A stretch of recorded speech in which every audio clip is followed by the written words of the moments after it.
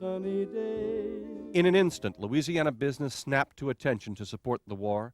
Shipbuilders, welders, cooks, and oil workers, we all felt like we were in the fight.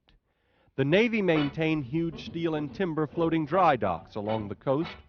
605 vessels were outfitted or repaired in South Louisiana, and another 5,000 ships serviced. Across the river from New Orleans and Algiers, 20,000 men and women served in the Navy. At the Pontchartrain lakefront, Andrew Higgins was a marine architect and industrialist working on shallow craft to help our boys take the beaches.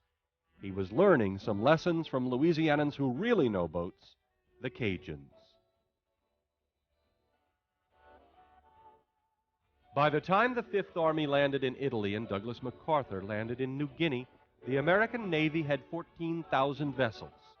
13,000 were designed and 9,000 built by a Louisiana firm called Higgins Industries down in New Orleans. We built for D-Day for 2.5 years. Historian Stephen Ambrose. The United States Army in 1940 had 160,000 men in it. It ranked 16th in the world, right behind Romania. 4 years later, it was an army of 8 million very well-equipped men.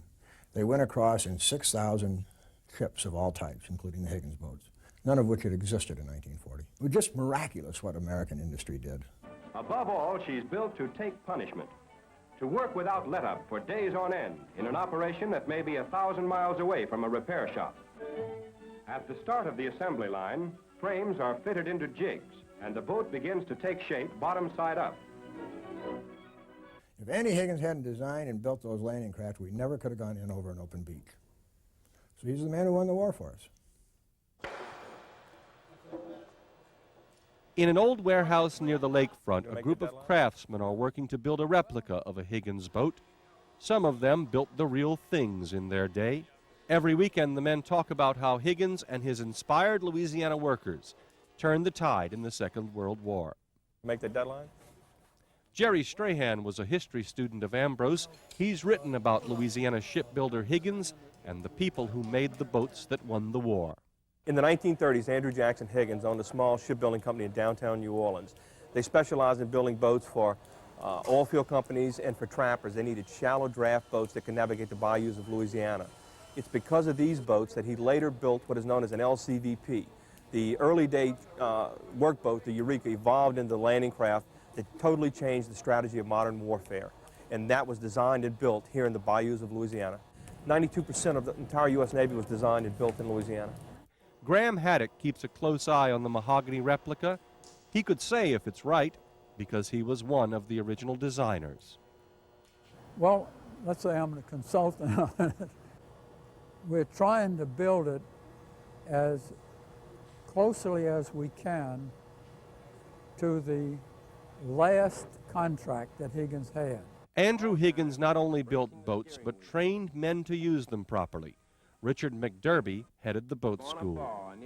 So 2 months before Pearl Harbor, my first class, I'm senior instructor, in charge of school, but I'm the only instructor. And I trained at that time 25 Marines, first class. Carabel, Florida, they lost 23 men one night, drowned.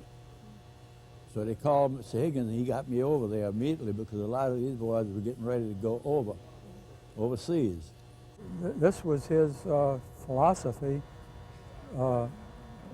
Let everybody do what the best they can, and as long as they doing that, let them do it.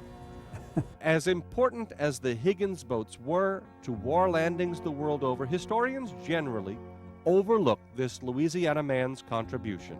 There are forgotten heroes on every beach, but in industry, he's the one person that at the end of the war that everyone tended to overlook. The Marine Corps thought that there would never come a day when Higgins would not be praised. That day has come, but people now are learning about him. Generations had forgotten about him for so long. When they finally finished the last of their Higgins replica, these men donated the boat to the National D-Day Museum in New Orleans, where it can be appreciated today. It's a way of saying thanks. The younger people who have shown up to work on this project have decided, in my opinion, that it's a way of saying thanks to an earlier generation that literally gave up their childhood and fought this war.